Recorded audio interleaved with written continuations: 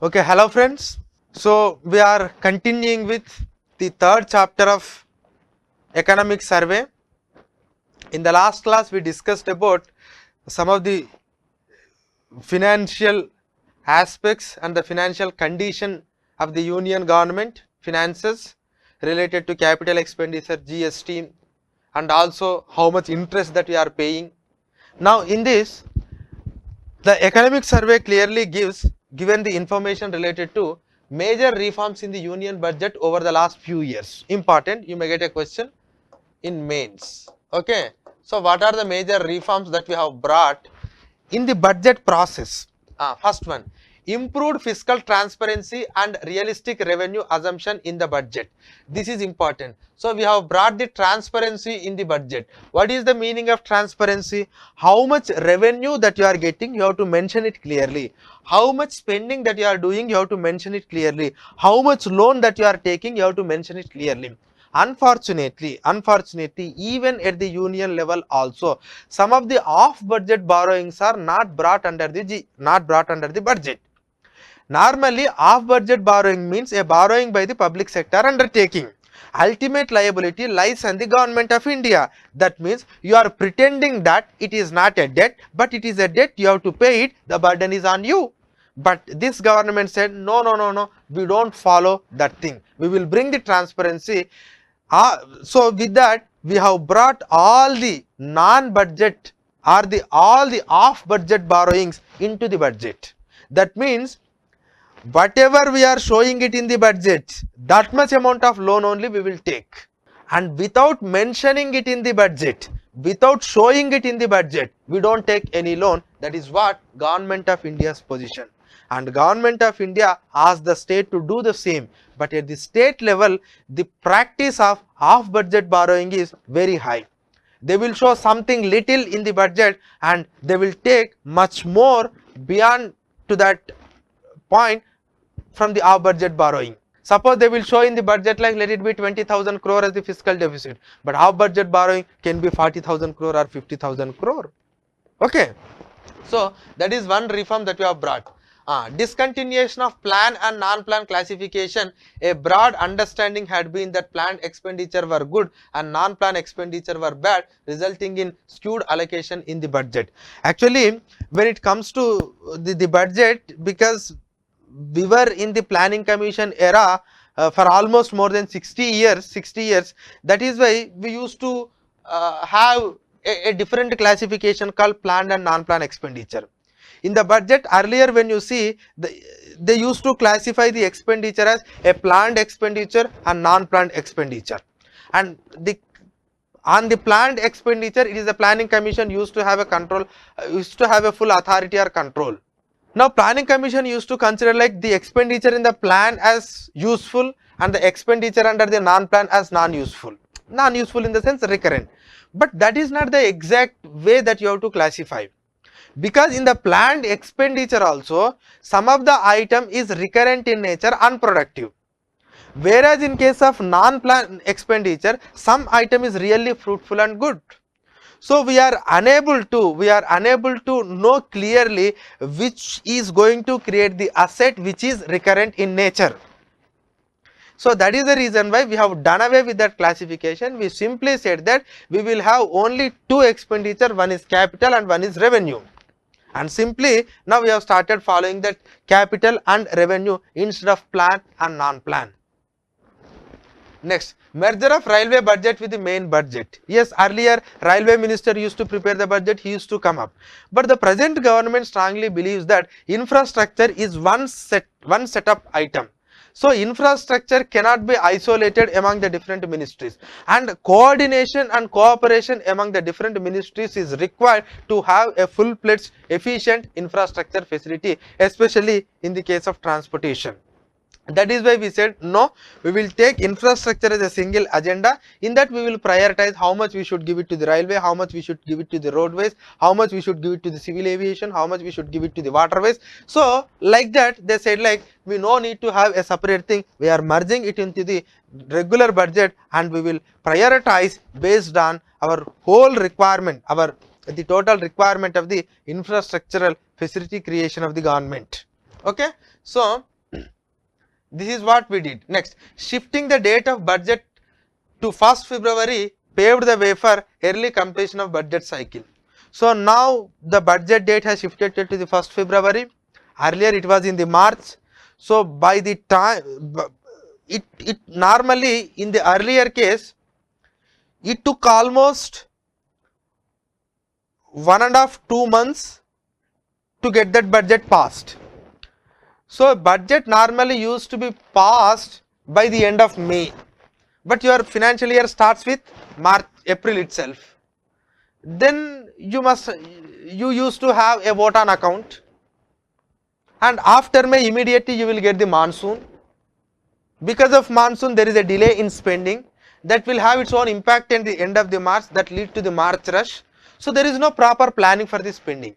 That is why we said no, we will get the approval from the parliament by March 31st, so that we can start spending on April 1st. So we will comfortably spend in the month of April, May and mid of the June. So that means 2.5 months we can comfortably spend. After that there will be a monsoon disturbance. We will wait for 1.5–2 months, and after that we will continue, so that there will not be any rush. We can complete the cycle clearly. So that is one reform we have brought. So these are the major reforms that we have brought in the union budget over the last few years. Next, consolidation of the state deficit as percentage of GDP. So we have seen the union government deficit. Now it is all the state governments deficit. So all the state governments fiscal deficit to all the state governments GDP. Okay. So it is about that. So it is something like 2.4, 2.4, 2.6, 4.1 during the COVID-19, 2.8, 3.4. So normally the state's fiscal deficits are low compared to that of union, because union requires lot of money, because what are all the union is collecting cannot be enjoyed by the union, because they have to transfer it to the states under various heads. Anyway, I will show that. So that's why union budget is normally high. But anyhow, this is the state level budget. That is why some states are saying like, no, it is the states, we are following the financial discipline. It is not the union that is following the financial discipline, but the responsibilities lies with the union are completely different. The resources that the union is getting has to share with the states. That is why union is going for extra debt. So you cannot argue like state and union should have the same fiscal deficits. Okay. See here, I will show you. Normally, I have already given to you, there is a gross revenue, there is a net revenue. Gross means total collection by the union. So here it is the total collection by the union after devolution, because you need to devolve something. So devolution is something, a constitutional right of the states. It is a constitutional right of the states, and on the recommendations of the Finance Commission they will do. So that means what are all the union collecting? First of all, there must be some devolution. After devolution, so that means from the net revenue of the union will transfer some more revenues to the state. Normally this devolution every year, now it is in the range of some 8 to 9 lakh crore. Sometimes it is 7. Okay, take 8 lakh crore. Now after that, after deducting that 8 to 9 lakh crore, in whatever the amount that the state is having, from that again union has to transfer it to the state. So see the details of transfer from center to state other than devolution, that means you keep the devolution aside. Now what are the things? Centrally sponsored scheme, definitely centrally sponsored scheme you have to give. Finance Commission grants, normally Finance Commission apart from devolution they will give recommendation to give some extra grants to the states. So that, and other grants, loans are transferred. Now after Finance Commission grants, there is a provision in the constitution like union government can also provide some discretionary grants. So this is that. That means centrally sponsored scheme, Finance Commission grants, other grants. If you see the financial year 23, you can see 4.4 lakh crore, 1 point, that means 5.3, 5.3 plus 3, 8.3. That means extra 8.3 lakh crore. 8.3 lakh crore. So that means of the total money that the union is collecting, 8 to 9 lakh crore is devolution, 8.3 lakh crore is transfer, something like 10 lakh crore is interest payment. 10 plus 8, 18, 18 plus 8, 26, 27. That means almost 27 lakh crore that is completely coming into the states and they are going for interest payment. Then what little left for this center, again center is having its own revenue expenditure. They have to pay the salaries, they have to run the government, they have to take care about the defense forces. Then where is the money for the development? For that they have to take the loan. This is what we need to understand. But these responsibilities are not with the state. These responsibilities are not with the state. That is why state debts are, state fiscal deficit is comparatively low and union deficit is comparatively high. But union government is also committed. Union government is also committed to bring their fiscal deficit to the level of 3.5. But they are doing on a broader GDP base. That is why their number in absolute number that will be very high. Okay, because they will do at the national level GDP as a percentage of GDP. Anyway, state GDP number is less. Okay. Next, allocation of grants to the state governments and the recommendation of the finance commission. Okay, finance commission grants are something, they are divided. Okay, and don't expect like all the states will get the equivalent amount of grants from the union under this head. No, it's all depending on the finance commission recommendation. But anyhow, post devolution revenue deficit grant, that means after devolution, if any state is facing any revenue deficit, then finance commission said like you must provide some grants. So that is the one head under which they are providing.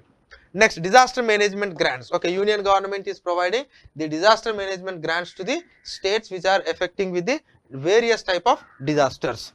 Local bodies grants, yes, finance commission recommended like some money should directly go to the local bodies, both rural and urban.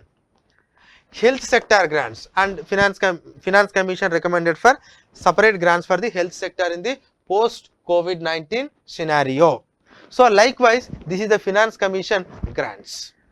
Now, so this is something related to that grant. And one thing that the states are requesting is the centrally sponsored scheme, finance commission grants or other grants, they are conditional grants. That means state cannot spend on its own way. There is no perfect autonomy or let it be liberty for the state to spend in whatever way they want. No, there is conditions. You have to spend accordingly. But whereas when it comes to this devolution, no, there is no such conditionality. These are unconditional. This is their constitutional right. So what state governments are saying is, instead of sending money in this way, you please send the money in this way, so that we can utilize accordingly. Because there are some centrally sponsored schemes, some of the schemes are duplicated. See, union has started a health scheme, state has started a health scheme, union has started some, let it be an education scheme, state has started an education scheme. So there is a duplicity. Here state want to devise their own plan, union is having their own plan. If you want that money, you have to implement that, but you are not interested to do that. So this is a problem. That is why most of the states are saying, we don't need much money under this, you please cut here and you give that money here so that we can utilize accordingly. But union wanted to implement their own schemes, so that is what union is interested. But anyhow, so this is the point. Yeah. Supporting the GST compensation payment during the crisis, and we are all aware under the GST law we clearly mention like for the first 5 years, if there is a drop in revenue collection growth rate on the benchmark rate of 14%, union will compensate. Union will not compensate from its own revenue, union will compensate it from the compensation cess. But we never expected that. There will be a pandemic like this and it reduces the revenue of both the union and state. But anyhow, there is a legal compulsion, and because of that legal compulsion, the union has to provide the compensation amount of money to the states, even though the reason is not GST, but the reason is only the pandemic.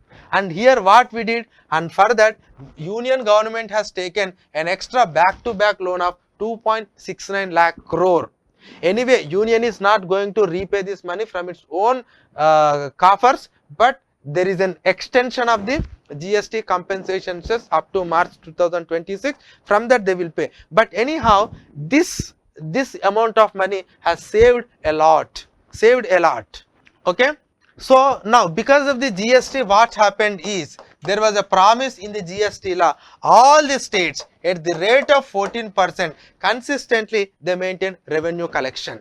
If they are not maintaining that revenue collection, they used to get the compensation to that extent. That means in the GST era, that means after introduction of the GST, almost for 5 years, all the states maintain this 14% growth rate in their tax collection. That is what the safety net that we have created in the GST. And also we have seen an unprecedented lockdown or the COVID pandemic, and even during that time also the union has taken a loan and a back-to-back loan. They have given it to the states.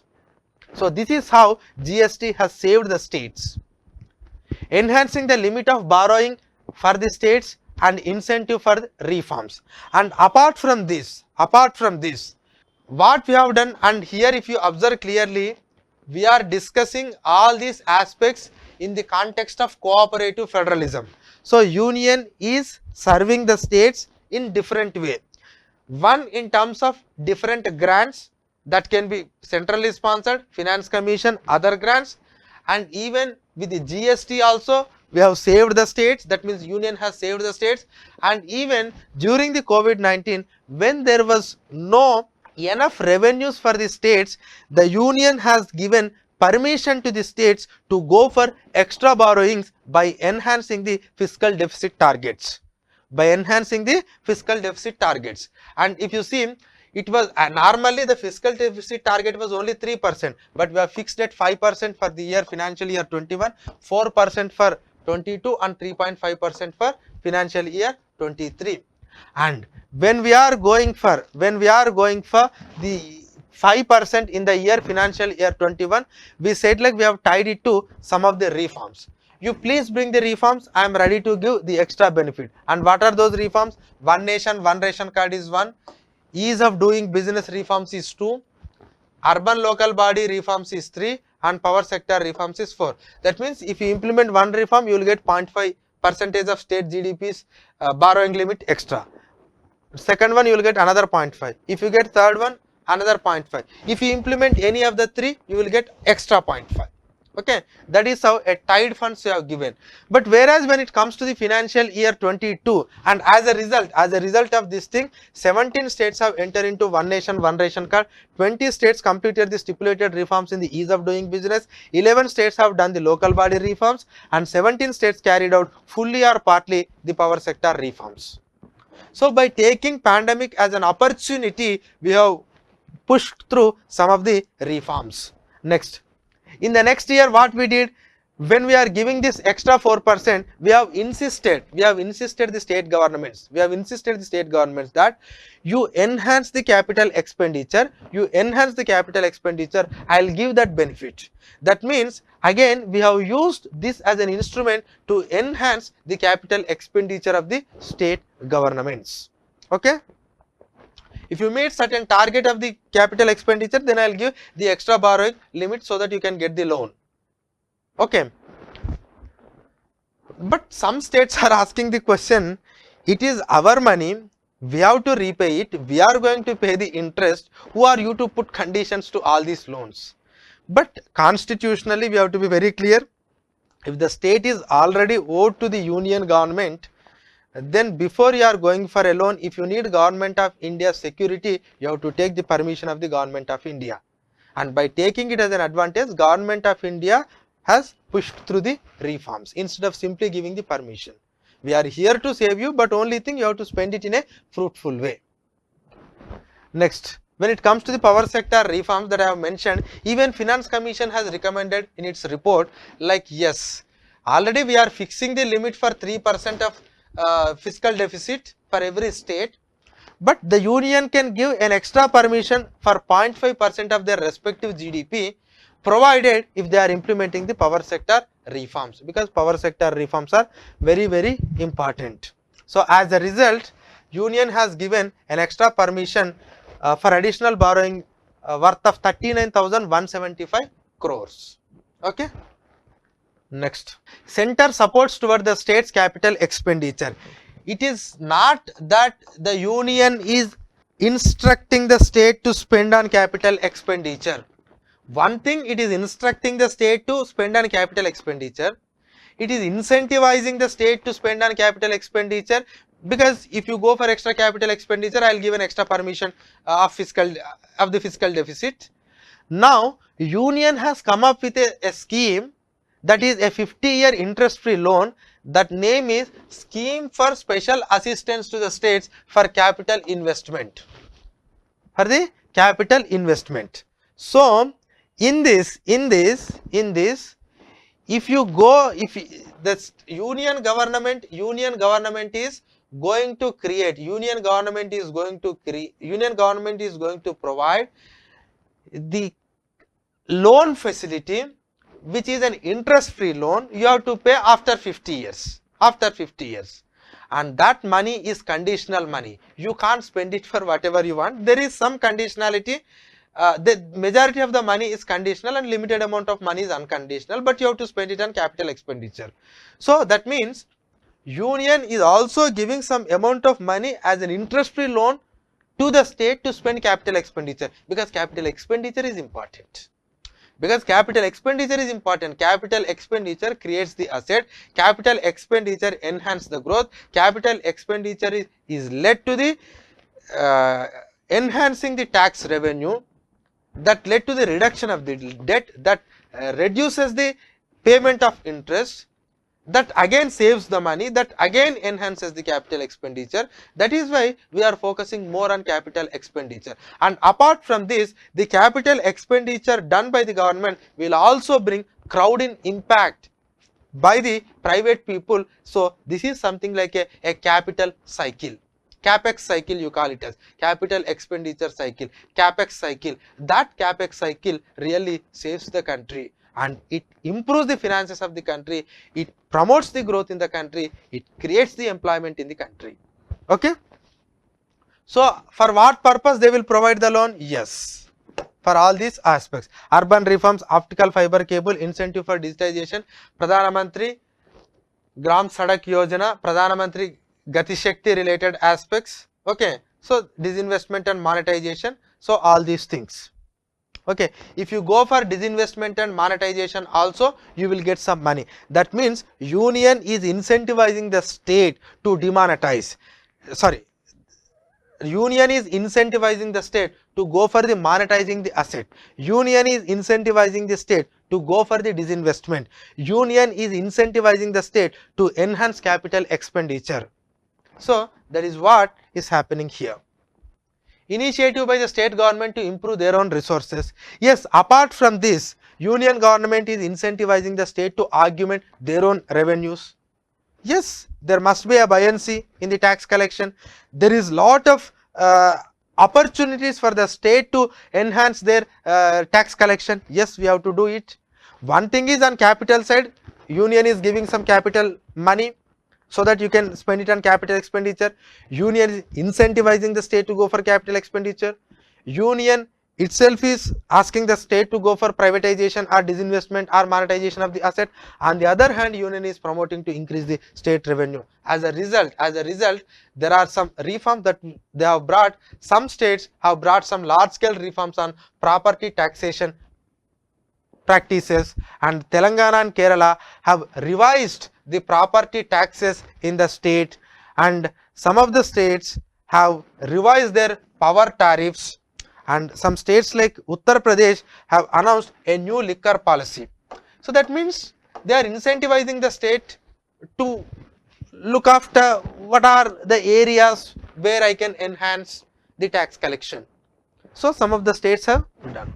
So that means augmenting the resources of the state and union is very, very important to avoid this high interest payment and high fiscal deficit condition.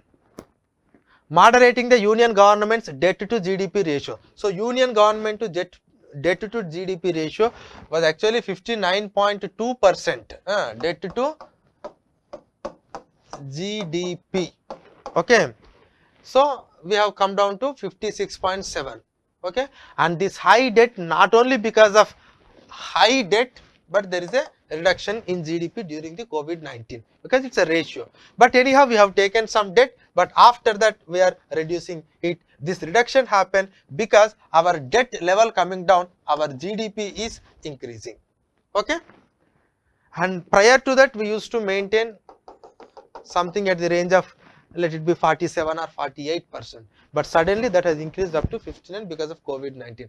According to FRBM review committee, that is encasing committee, total debt should be, the general government debt should be 60%, in that union government debt should be only 40%. Now we are at 56, we need to bring it to 40. So this is something related to the public debt. So they have given internal debt, they have given external debt. Okay, in the internal debt they are talking about marketable securities, non-marketable securities. In the external debt they are talking about public account and other liabilities, extra budgetary resources. Okay, and the total liabilities. Okay, so that is how they have given here.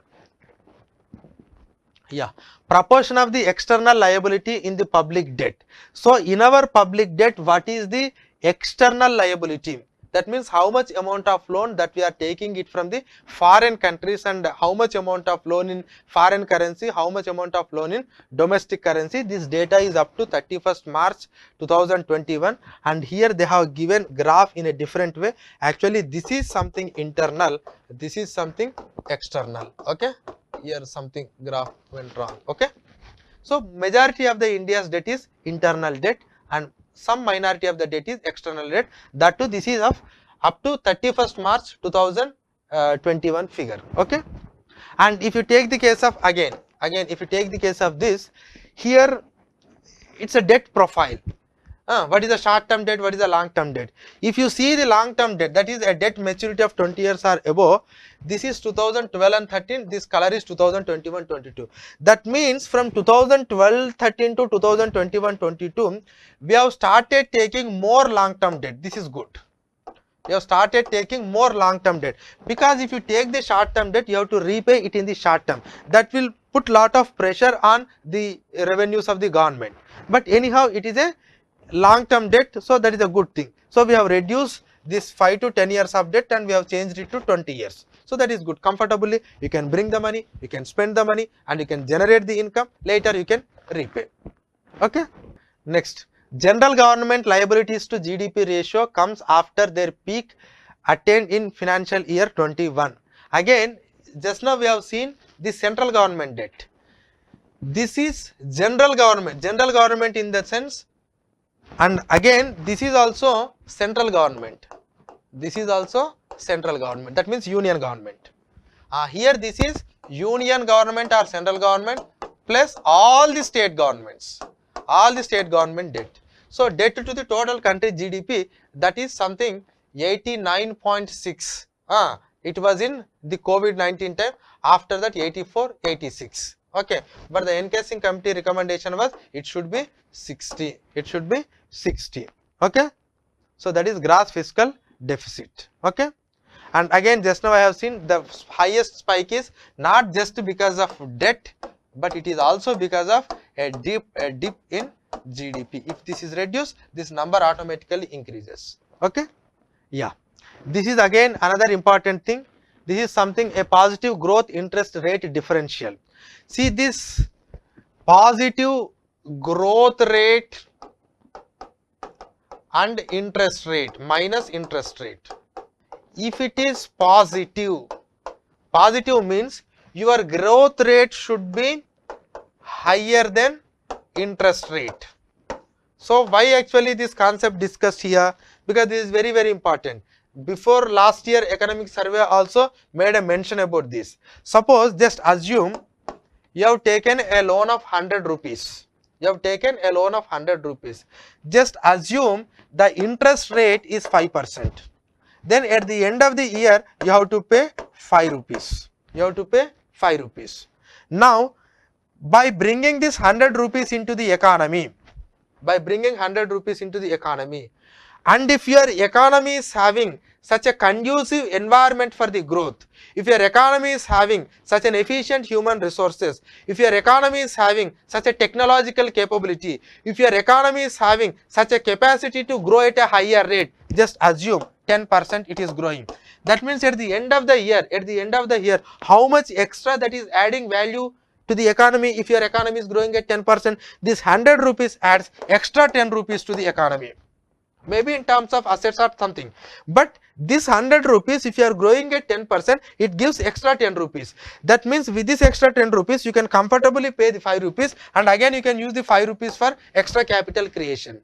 That means if your growth rate is higher than the interest rate at which you are taking the loan, then debt is good for the economy, because it creates the asset, and moreover you can easily repay the interest.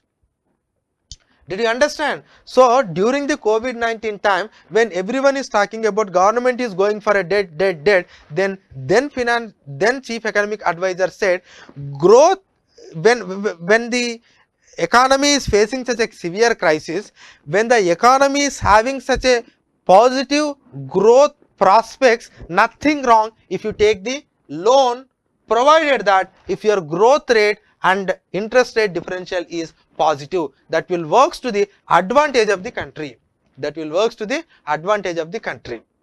Okay, so nothing wrong if you take a debt, provided when your growth rate and interest rate is positive. And here if you see the greener part is that positive aspect, only barring some 2 to 3 incidents.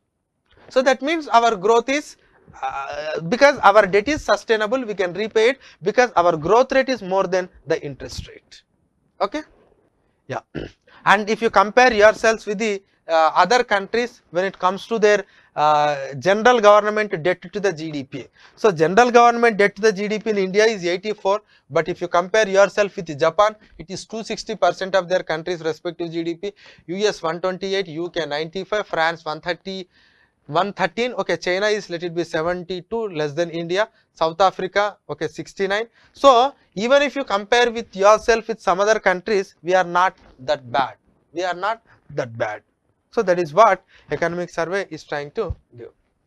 So now in this chapter, economic survey is clearly mentioning like the sustained growth as a path to fiscal consolidation.